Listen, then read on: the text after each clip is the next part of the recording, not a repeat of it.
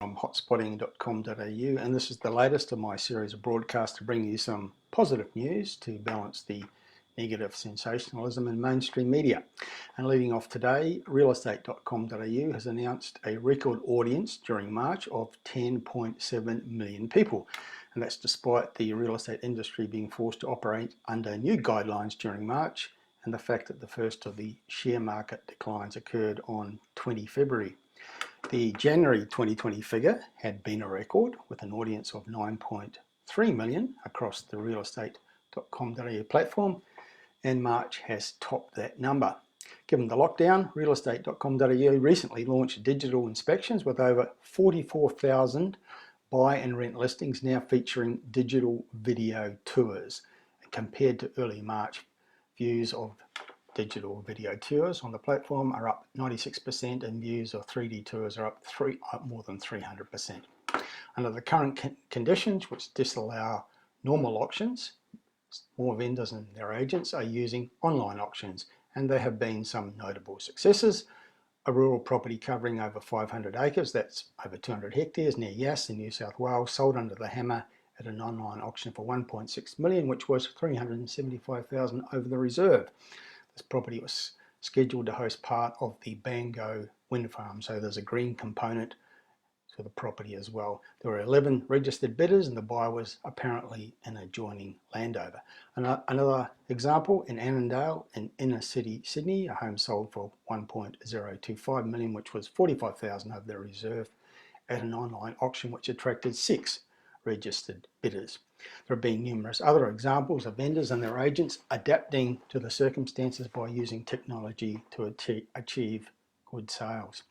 Now, one of the core issues has been the reaction of state governments to the new reality in the residential rental market, with a prime motivation to help tenants in difficult circumstances. But some have sought to solve a problem for tenants by creating big problems for landlords, most of whom are ordinary mum and dad households on average incomes who own just one property. Fortunately, lobbying from the industry has overturned some of the state decisions to achieve something that's more of a win-win situation. Now in Victoria, tenants can qualify for up to $2,000 in relief payments under a new $500 million assistance package announced by Premier Daniel Andrews. Under the package, $80 million will be set aside for tenants and rental stress, and a further $420 million will be spent on land tax reductions for landlords of both commercial and residential properties. Tenants must prove they're in rental distress, paying more than 30% of their wage or entitlements on rent, and must have less than $5,000 in savings in the bank, while landlords must prove they've struck an agreement with tenants to reduce the rent. So it's very convoluted, and how it will work in practice is anyone's guess. In Queensland, the state government originally announced measures that were extremely onerous to mum and dad landlords, but which are now, it seems, being rethought. Now, it seems the Queensland government is working with industry bodies like the REIQ to collaborate on a package that ensures protections for everyone, not just tenants in troubles. Under the arrangements, property owners and tenants can now agree on the terms of reduced rent and deferred repayment requirements. The combined income of tenants must have reduced by more than 25% as a direct result of COVID-19, or where the rent amount exceeds 30% of the income of tenants that cannot afford to pay their rent. Tenants must provide the same level of proof of income as is required at the start of the tenancy to seek a rent reduction, and there are a range of other provisions, so also rather convoluted. The Northern Territory has indicated that it's holding back planned changes to its Residential Tenancies Act, despite previously having it approved through the Parliament.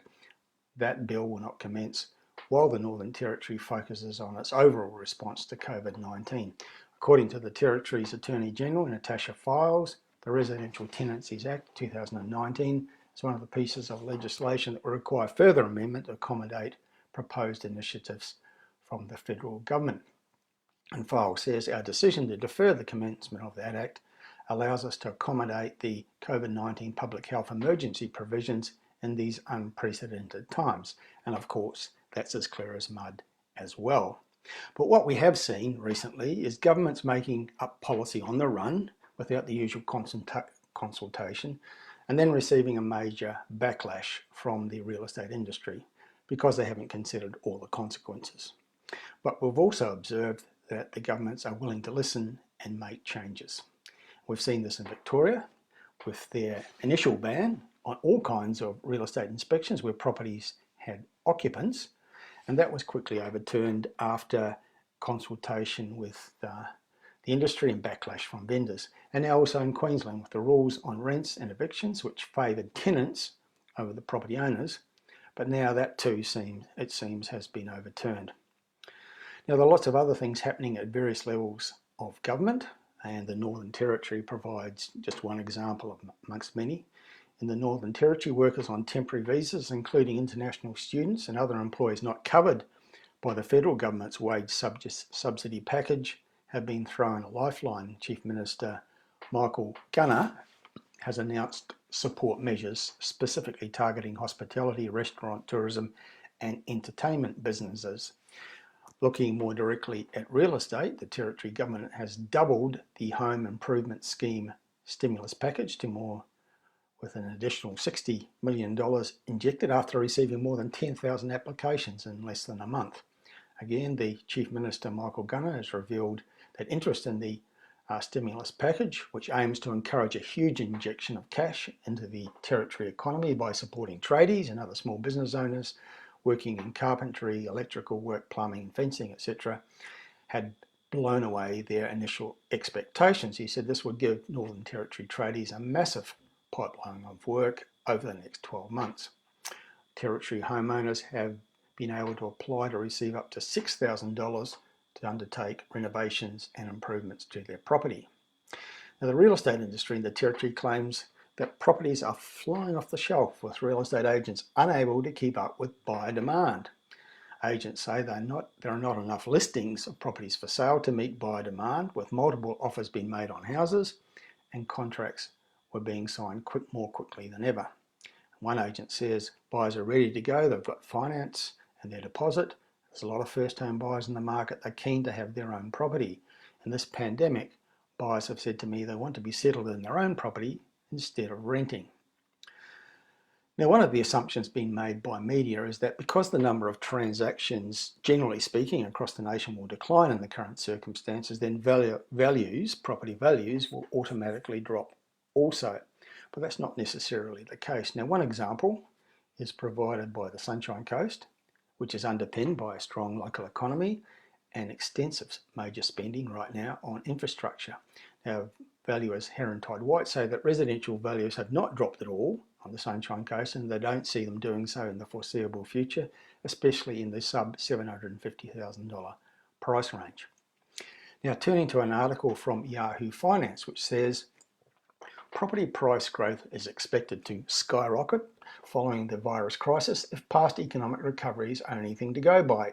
Experts are forecasting house values to shoot up at the end of the pandemic, which is consistent with what tends to happen after economic shocks, judging by the past. And according to Propertyology Managing Director Simon Presley, real estate prices have traditionally led economic recoveries from past crises. The last time Australia had a recession, which was 29 years ago in the early 1990s, real estate led the rebound out of the downturn back then. And he says over the 3 years ending 1993, 8 out of 8 capital cities produced property price growth ranging from just 2% in Melbourne to 27% in Perth. And the performance of regional property markets was as strong, if not stronger, than capital cities. Now, one of the recent trends in real estate was more people moving from the big cities and buying in lifestyle locations within an hour or two of the city, a trend enhanced by technology, which allows people to work from home, or by improved transport links. And I believe this trend will be further exacerbated by the current situation, which is forcing people to work from home.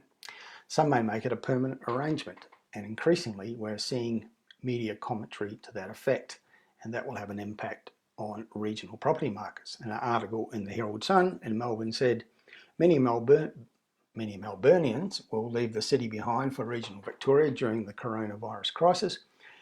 According to property experts, agencies are reporting a significant increase in inquiries about regional properties from city dwellers seeing the benefits of working from home due to the COVID-19 lockdown and keener than ever to escape what they call the madness of Melbourne life. Others are viewing the pandemic impacted market as offering opportunity to get their feet on the property ladder in affordable areas outside the big cities. Now we're seeing state governments and city councils trying to bring forward planned infrastructure to generate economic activity and preserve or create jobs.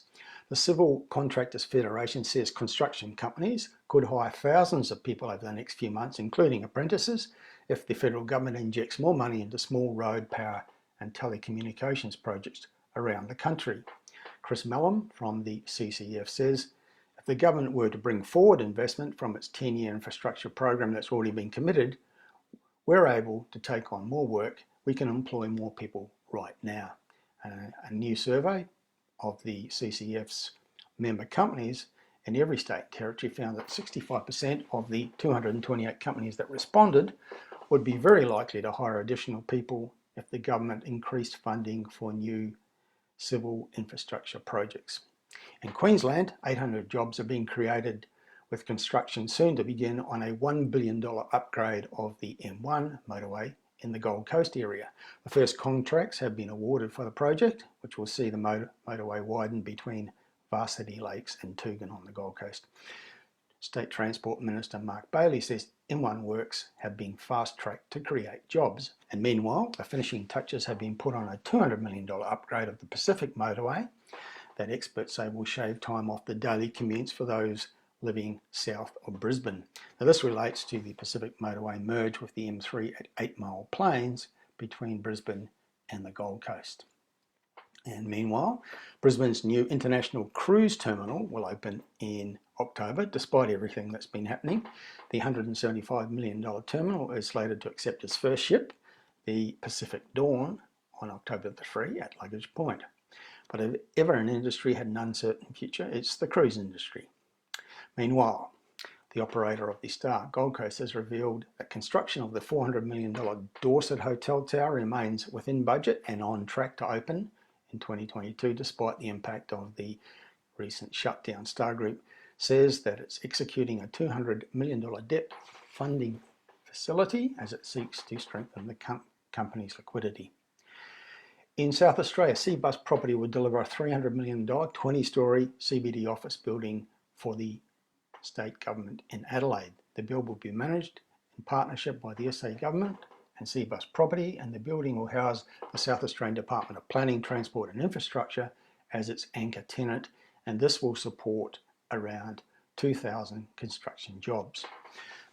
COVID-19 has not affected progress on the Masra Apartments development at Coorparoo in Brisbane. This is a $100 million project, and the developer says work is progressing rapidly, and at this point we're actually slightly ahead of schedule despite the impact of COVID-19. In Melbourne, we're close to a start of work on the $16 billion North East Link project, but there are of course problems, including those caused by a dispute over the design of the 26-kilometre toll road, with the possibility of a Supreme Court case to resolve it. Unfortunately, the Andrews government has used special powers under the Major Transport Projects Facilitation Act to override a council which wants to stop the government getting control of a reserve it says it needs to get the project underway. Indeed, there are 4 Melbourne councils taking the planning minister, Richard Wynne, to the Supreme Court, arguing that the project's environmental effect statement was not adequate. Now, as I've mentioned in more than once in these broadcasts, the most negative media reporting amid the virus crisis has often come from the Australian Financial Review newspaper, which has gone remarkably tabloid in recent times. I've also reported that much of the negative forecasting about real estate values has come from one major source, specifically economist Shane Oliver of AMP Capital, who has a particularly poor track record when it comes to predicting movements in real estate values over the years. So when the Australian Financial Review writes something almost positive, quoting Shane Oliver, it's definitely worthy of note. Here's what the Financial Review said in a recent article. The federal government's economic rescue package of more than $200 billion and the mortgage repayment holiday offered by the banks will help put a floor under house price falls over the next 6 months. AMP Capital Chief Economist Shane Oliver said the government's stimulus measures and leniency from the banks could help forestall forced selling by homeowners despite a rise in the unemployment rate. The loan repayment holidays and wage subsidies will help take the pressure off for a lot of people who have lost their income or job, Oliver said. CoreLogic's research director Tim Lawless said the property market is being insulated by these measures from a material shutdown over the next 6 months. It also helps that most Australian housing markets were generally into the next upswing phase of the cycle before the onset of COVID-19, Lawless said. But being the Australian Financial Review, they did their best to put a negative spin on that burst of unexpected optimism with a headline which says, housing markets to dodge crash, but long-term fears loom. Good on you, Financial Review. You almost managed to write something positive and uplifting for a change. That's it for today. Stay well, stay safe, and if you're a real estate professional or consumer, stay positive. Bye for now.